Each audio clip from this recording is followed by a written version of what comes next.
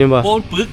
พวกมันปึกเนาะกัดบางนี้มันก็เป็นหินกินบ่ได้ความจริงมันต้องไต่ขึ้นมานี่สังกะสีนี่เขาดังไฟกันอยู่เทิงๆเลยอ่ะแม่นี่อันนี้คือเงินในบ้านเนาะดุงในบ้านความหนาจากเส้นนี่คือมีแต่เฮาไปยืมมันโฮมอัดบล็อกของเขาแม่เฮ็ดเองค่ะสิว่าเนาะเฮ็ดเองแล้วก็สร้างพี่น้องแม่นบ่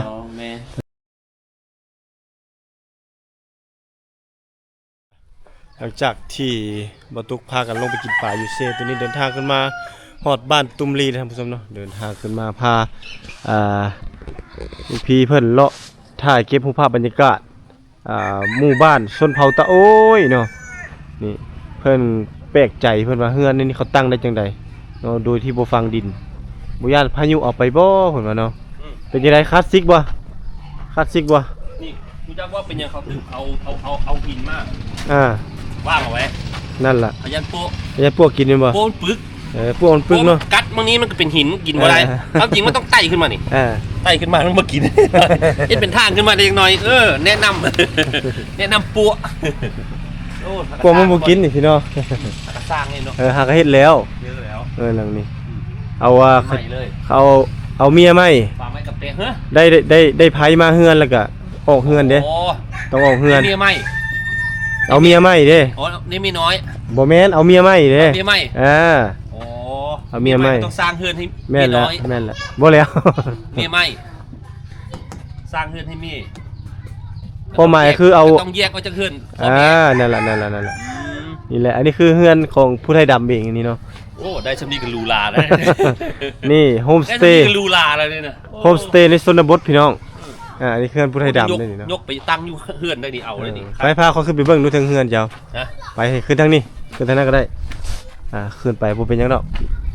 นี่ขึ้นไปเบิ่งความคลาสสิกของเฮือนเพิ่นบ่ไหลลงอุ้ยประตูเขาปิดอยู่ปิดก็ขึ้นไปบ่เป็นหยังขึ้นได้ขึ้นไปค่ายนี้แหละแล้วก็เข้าไปเบิ่งบรรยากาศในเฮือนนี่ซื่อโอ้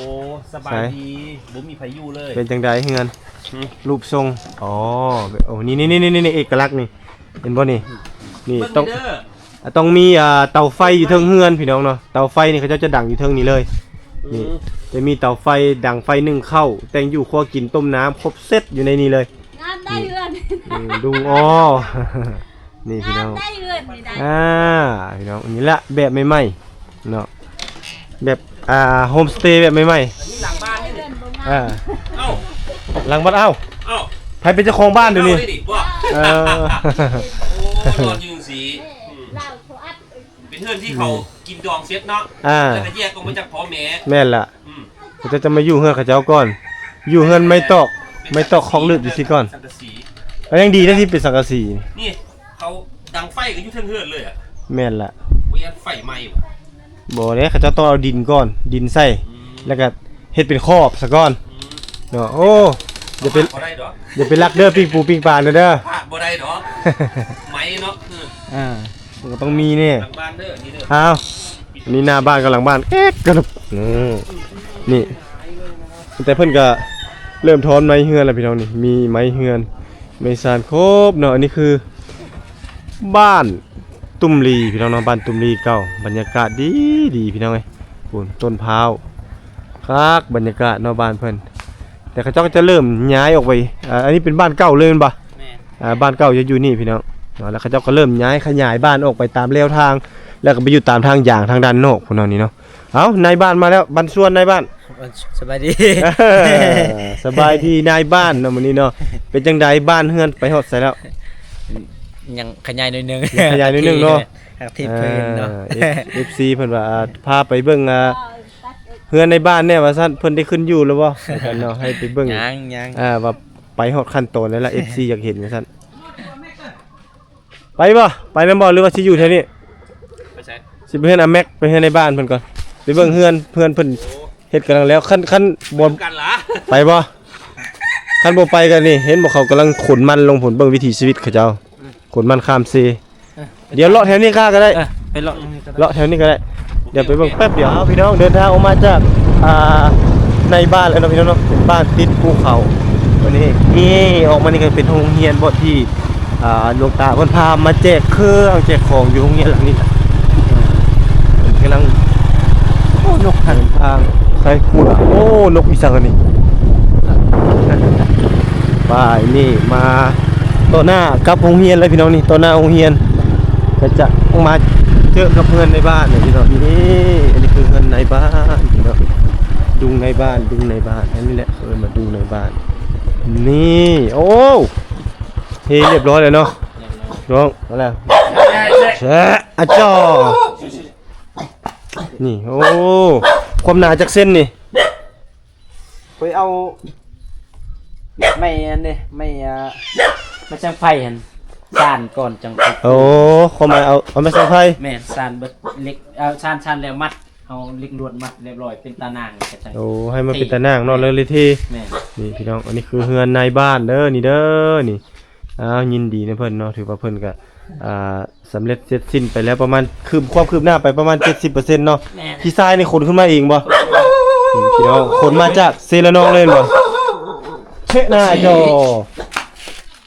นี่อันนี้ขนมาเองเลยโดยที่ว่าอันนี้สิโบกบ่เอาขึ้นมาโบกนี่พี่น้องทรายนี่งามทรายนี่แม่นบ่ได้อันเขิงเลยบ่ แม่น บ่ได้เขิงเลยเนาะ บ่ นี่พี่น้องรุ่นนี้แม่นบ่ได้เขิงเลยนะถือว่าเป็นทรายที่ว่าสะอาดเป็นทรายงามเนาะทรายศิลานองนี่เป็นทรายงามๆเพิ่นมาเทนี่เนาะเทจักมือนี่จังแล้วนี่ 2 มือ สองมือ สอง ให้พี่น้องช่วยนะ สองมือถือว่าสำเร็จเนาะ แม่น โอ้ถือว่าอาศัยเหือแห้งบ่ได้จ้างติ บ่ได้จ้าง โอ้มีแต่เฮาซื้อหยัง เครื่องกินให้ โอ้แนวกินเนาะ แม่น กินไก่กินเป็ดไปซะแล้วเนาะ แม่น ก็ถือว่าแล้วพี่น้องเนาะซ้ำนั้นถือว่าเป็นการช่วยเหลืออาศัยเหือแห้งเขาหรือว่าเฮาเอิ้นว่าละวานกันเนาะ แม่น กับภาษาพื้นบ้านเฮาเอิ้นว่าละวานเฮืออันนี้แม่นด้วยน้ำพักน้ำแห้งแม่นบ่ แม่น ด้วยน้ำพักน้ำแห้งของเพิ่นเองแล้วเนาะนี่คือเฮือนของอาแม็กหมดก็คือได้เงินจากการขายมันต้นเนาะ แม่น ขายมันต้นแล้วก็ไปซื้อปูน เสียปูน ซื้อปูนแล้วก็บล็อกนี่ก็บ่ได้ซื้อ บ่ได้ชื่อ ก็คือเฮามาตีมาเฮ็ดเอง แม่ ก็คือมีแต่เฮาไปยืมมันโฮงอัดบล็อกของเขา แม่ ตีเท่านึงได้จักก้อน 60 60ก้อน ชอบแม่ โอ้สอบหนึงได้60ก้อนเนาะ แม่ โอ้ปูน1กระสอบต่อบล็อก60ก้อนพี่น้องๆนี่อันนี้เป็นเขาเอิ้นว่าบ่แม่นหินบดตัวนี้เป็นทรายแต่สิเป็นทรายหยาบเนาะ แม่ ทรายหยาบทรายแก่ที่ในบ้านเพิ่นเอามาเฮ็ดเองบล็อกนี่เป็นบล็อกตันบ่หรือว่าบล็อกป้อง ปอง ป้องเนาะเป็นบล็อกป้องพี่น้องเนาะบ่แม่นบล็อกตันถือว่าในบ้านเพิ่นได้ด้วยน้ำพักน้ำแห้งเนาะอาศัยการปลูกมันแล้วก็แต่ละปีก็ค่อยถอนโฮมเอาเทื่อละเล็กเทื่อละน้อยเนาะเฮ็ดเฮือนมานี่จักปีละเริ่มเฮ็ดเลย 3 ปี 3 ปีเนาะ แม่ โอ้ถือว่าไวเติบพี่น้องเนาะ3 ปี 3 ปีถือว่าเริ่มจะสมบูรณ์แบบคืบหน้าไปแล้วประมาณ60%ประมาณนี้70%อย่างแต่บานประตูแล้วก็เพดาน แม่ กะโหล นั่งแต่บ้านนี่เลยเนี่ย อืม ตัวอื่นน่ะซื้อตัวจอมา ซื้อมาแล้วตัวเขาเอามาแล้วเนาะยังแต่ตัวนี้เนาะ ยังเป็น ตัวนี้พิเศษแม่นบ่ พิเศษ ยังสั่งอยู่แม่นบ่ ยังสั่ง โอ้ยังสั่งมาแต่เมืองนองอยู่เนาะ แม่ ยังบ่ทันแล้วเทื่อถ้าเขาแล้วมื้อใดเขาโทรหาแม่นบ่ แม่ ไปเข้าเบิ่งทางด้านในบัดนี้โอ้ดีใจนำเพิ่นเด้อพี่น้องเด้อนี่เด้อเบา ลิกเจ้าเลย สำเร็จแล้วบ่ยังบ่ ยังทันบุก ยังโบกเนาะ ข้าวเรียกกัน ทางยังคาเวียกเอ้าอันนี้เล็กบ่ตุกเพิ่นว่าเอาให้เพิ่นใส่ไปก่อนเพราะว่าเพิ่นยังภารกิจหลายโอ้อันนี้ห้องเจ้าบ่ห้องตัวนี้ แม่ สิเป็นห้องไผห้องนี่ ยังบู ยังบ่ฮู้เนาะโอ้นี่พี่น้องโอ้คักเลยเฮ็ดเพดานใส่นี่จับเลยเนาะโอ้ประตูคักแล้วประตูเจ้านี่งามข่อยยังมักประตูยาวๆจังซี่เนาะเฮ็ดเองคั่นสิว่าเนาะ แม่ เฮ็ดเองแล้วก็สร้างพี่น้องแม่นบ่ แม่ มีอยู่2ห้องพี่น้องห้องนี้ก็บักใหญ่เลย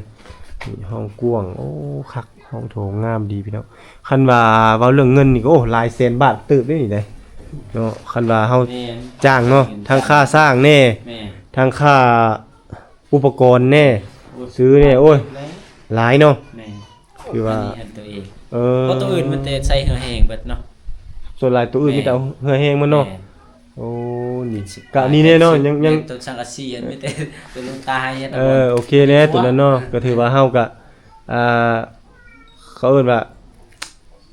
ประหยัดค่าใช้จ่ายไปอีกเนาะคำบ่ซันก็พอแฮงอีกนำสังนำ อลูซิงนี่เนาะ ไปร้าน สิบปลายล้านพ่อแม่พี่น้องเอ้ย เนาะนี่อันนี้ห้องครัวพี่น้องห้องครัวมันก็จะใส่ไม้เนาะโอ้ไม้คันกบนี่งามเด้นี่เลย กบแต่เบื้องนอก กบแต่ทางนอกบ่โว้ย ข้างนอก ทางนอกนี่งามเลยบ่เอ้าโอ้ทางนอกนี่งามพี่น้องทางนอกนี่งามนี่อันนี้คือด้านนอกเนาะอันนี้ด้านนอกนี่เนาะ ก็นี่เอิ้นครัวนี่ ยังเสาออกอีกบ่นี่ ได้ยันมันดำสิโกะเฮ็ดดังไผ่อยู่หั่น สิเอามันนอกนี่ แม่ โอ้นี่พี่น้องนี่ถือความเจ้าเลยนี่เอานอกนี่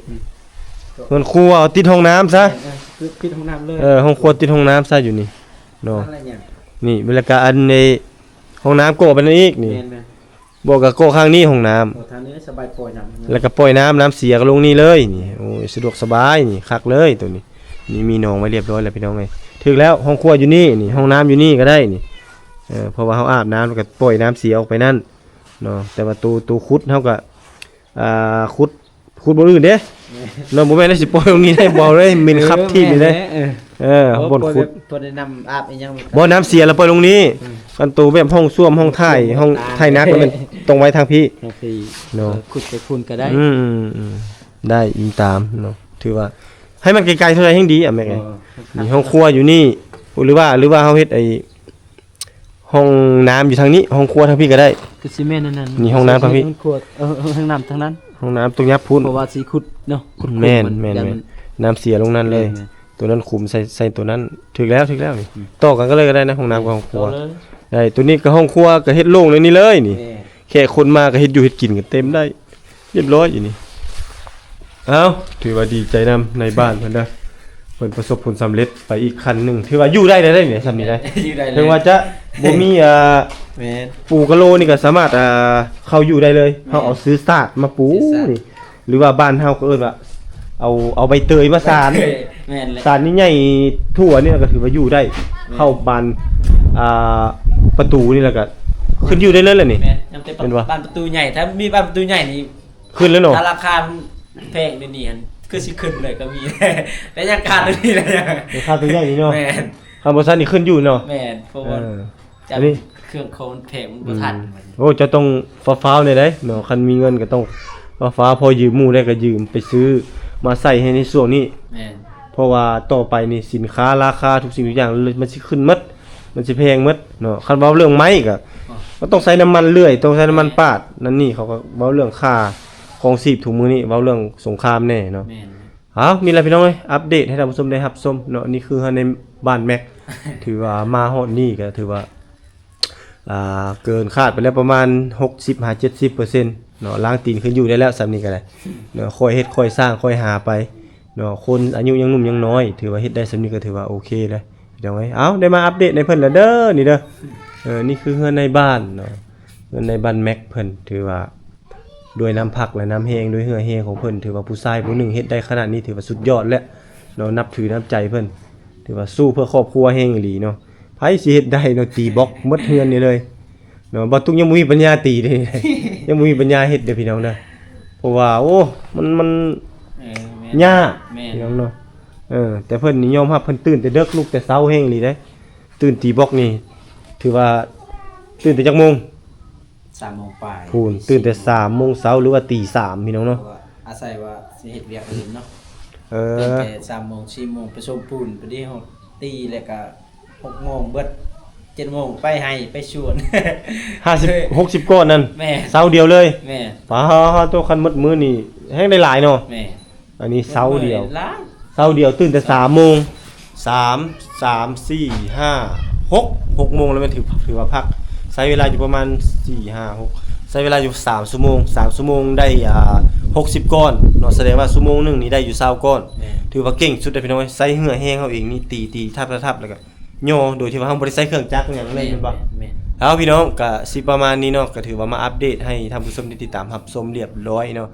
สำหรับเฮือนในบ้านเพิ่นเนาะถึงว่าบ่ทุกสิบ่ได้เดินทางมาถ่ายคลิป หรือว่าอัพคลิปอีหยังต่างๆก็เนื่องจากค่ายุ่งยากทางด้านครอบครัวเนาะเพราะว่าลูกน้อยแน่เนาะลูกยังน้อยเฮาก็ไปถ่ายคลิปไกลบ่ได้หรือว่าไปนั่นไปนี่บ่ได้เนาะเฮาก็เลยบ่มีโอกาสได้เดินทางมาถือว่านี่ละ ก็คือเฮือนในบ้านด้วยน้ำพักน้ำแห้งดีใจน้ำเพิ่นหลายๆเด้อเอ้าโอเคมื้อหน้า5-6เนาะมื้อเพิ่นขึ้นบ้านใหม่พุ่นแหละจักมื้อใดเนาะจักสิมาอัปเดต นั่นแหละ มื้อขึ้นบ้านใหม่พุ่นแหละเนาะ สิได้เกิดบ่ต้องเชิญแหละ จัง เบิ่งเนี่ยถึงว่า จักสิมาอัปเดตจักสิมาช่วย เพิ่นอีกเนาะ